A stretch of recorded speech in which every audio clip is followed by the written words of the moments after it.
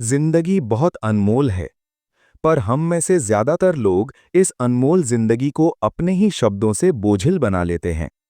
प्रेमानंद जी महाराज कहते हैं, जिंदगी बिगड़ती कम है, बिगाड़ी ज्यादा जाती है, और उसे बिगाड़ने का सबसे तेज हथियार आदमी की जुबान है।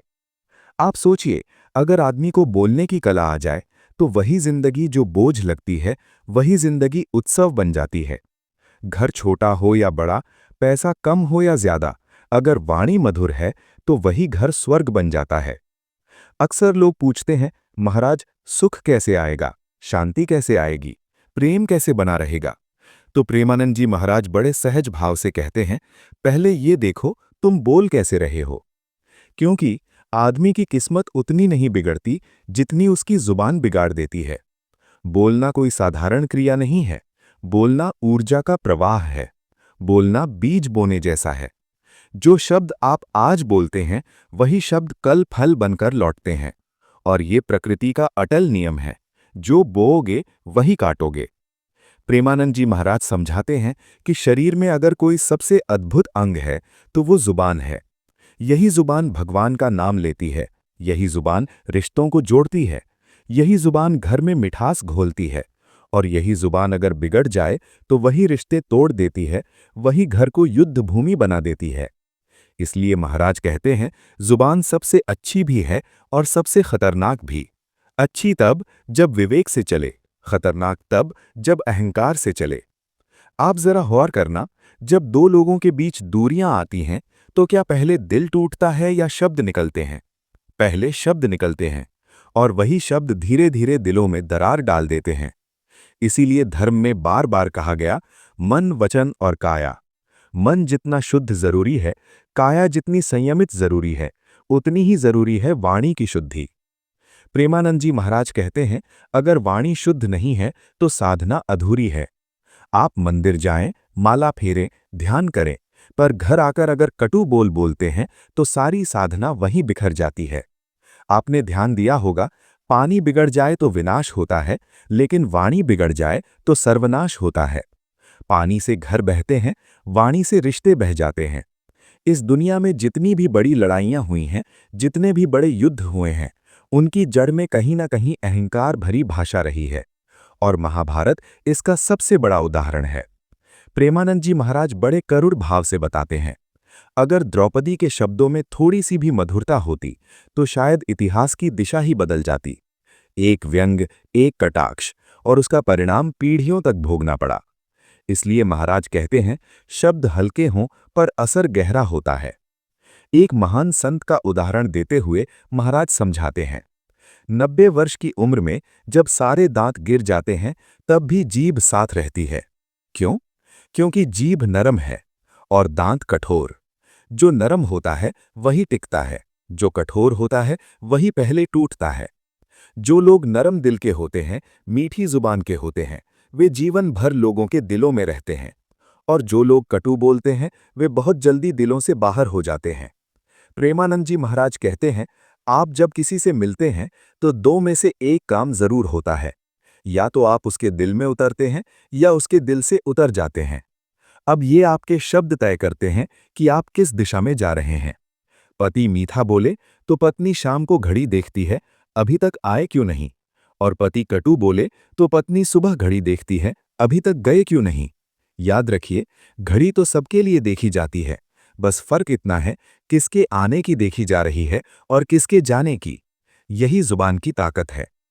प्रेमानंद जी महाराज कहते हैं, मुंह से निकला शब्द कमान से निकले तीर की तरह होता है, वो वापस नहीं आता।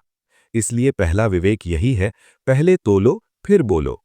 भगवान ने 5 समितियां दी, और उनमें सबसे सुंदर समिति है भाषा समिति।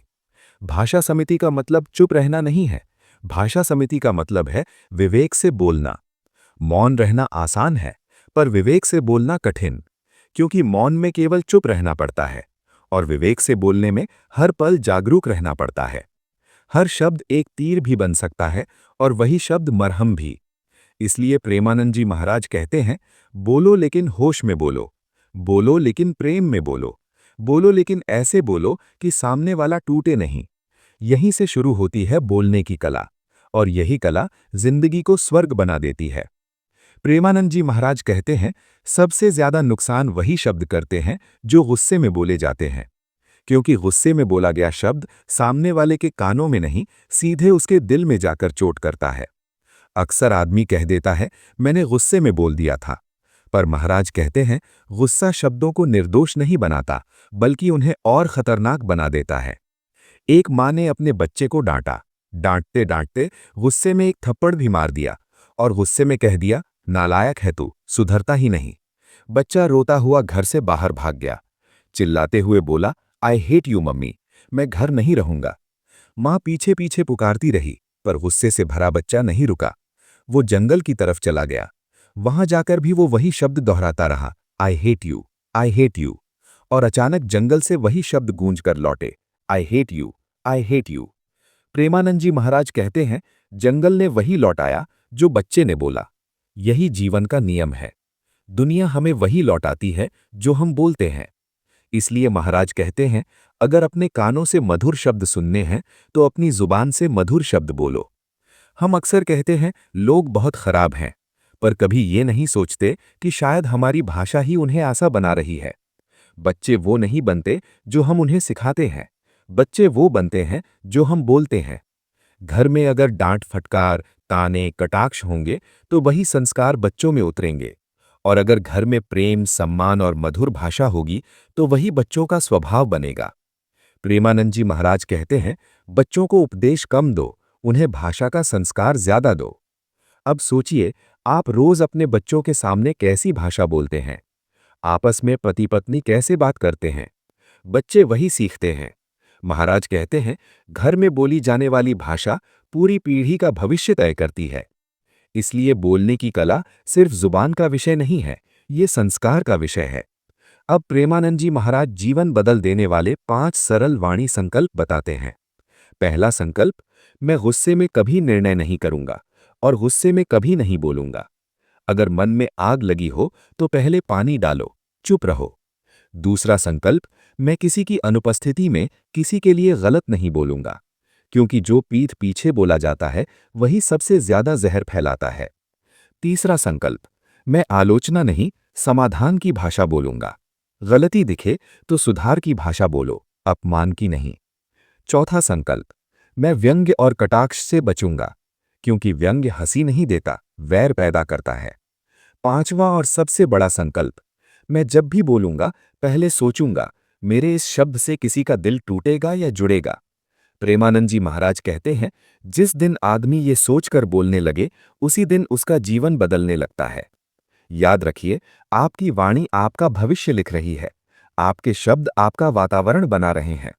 अगर आप चाहते हैं जहां जाएं वहां लोग आपको याद करें, जहां रहें वहां लोग आपको प्यार करें, और जहां आने वाले हों वहां लोग आपका इंतजार करें, तो बस एक काम कर लीजिए, अपनी जुबान को प्रेम का साधन बना लीजिए।